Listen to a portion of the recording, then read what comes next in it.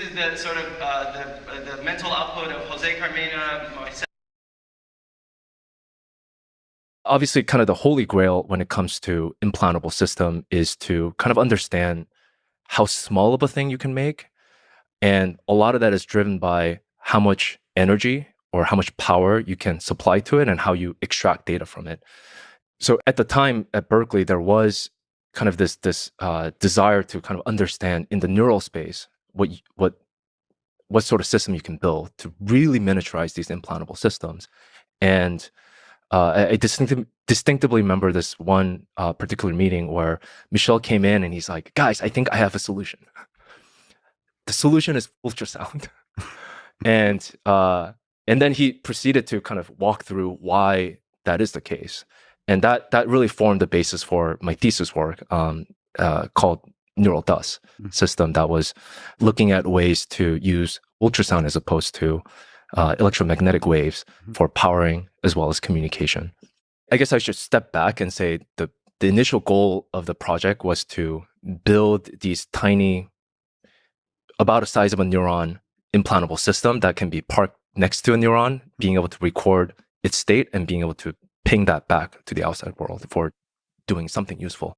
And as I mentioned, the size of the implantable system is limited by how you power the thing and get the data off of it. And at the end of the day, fundamentally, if you look at a human body, we're essentially a bag of salt water with some interesting proteins and chemicals, but it's mostly salt water that's very, very well temperature regulated at 37 degrees Celsius. And we'll get into why and later why that's an extremely harsh environment for any electronics to survive, as I'm sure you've experienced or maybe not experienced, dropping cell phone in a salt water in an ocean, it will instantly kill the device, right?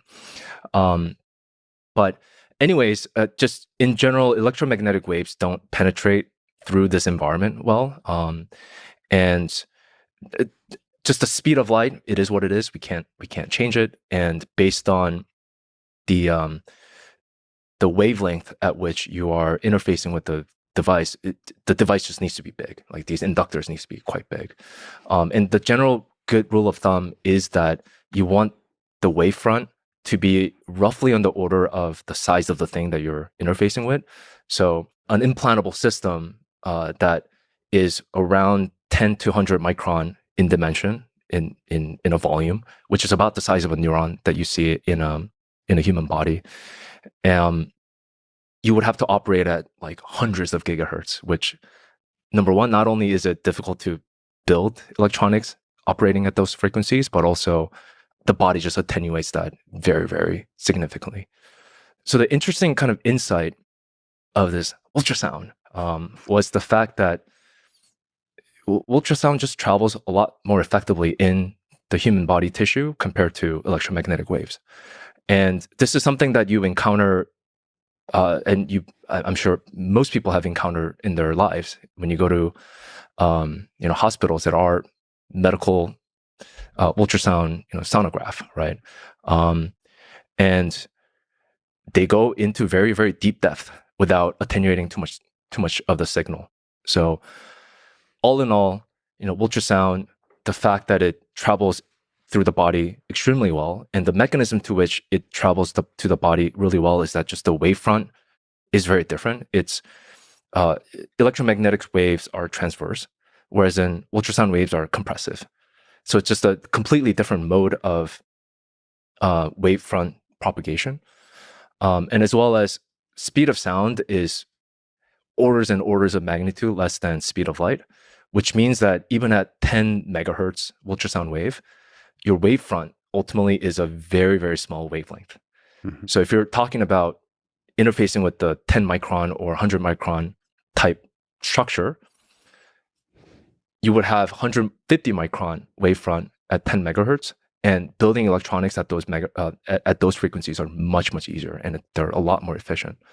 So the basic idea kind of was born out of using ultrasound as a mechanism for powering the device and then also getting data back. So now the question is, how do you get the data back? The mechanism to which we landed on is what's called backscattering. This is actually something that is very common and that we interface on a day-to-day basis with our RFID cards, our radio frequency ID tags, where there's actually rarely, in your ID, a battery inside. There's an antenna and there's some sort of coil that has your serial identification ID. And then there's an external device called a reader that then sends a wavefront. And then you reflect back that wavefront with some sort of modulation that's unique to your ID. Mm-hmm. That's what's called backscattering, fundamentally. So the tag itself actually doesn't have to consume that much energy.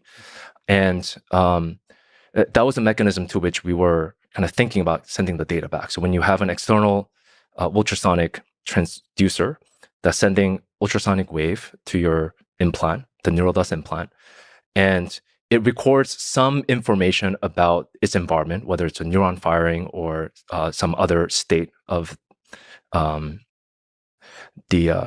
tissue that it's interfacing with, and then it just amplitude modulates the wavefront that comes back to the source. And the recording step would be the only one that requires any energy. So what would require energy in that little step? Correct. So it is that initial kind of startup circuitry to get that recording, amplifying it, and then just modulating. Mm-hmm. And the mechanism to which that you can enable that is there is this specialized crystal called piezoelectric crystals that are able to convert sound energy into electrical energy and vice versa. So you can kind of have this interplay between the ultrasonic domain and electrical domain that is the biological tissue.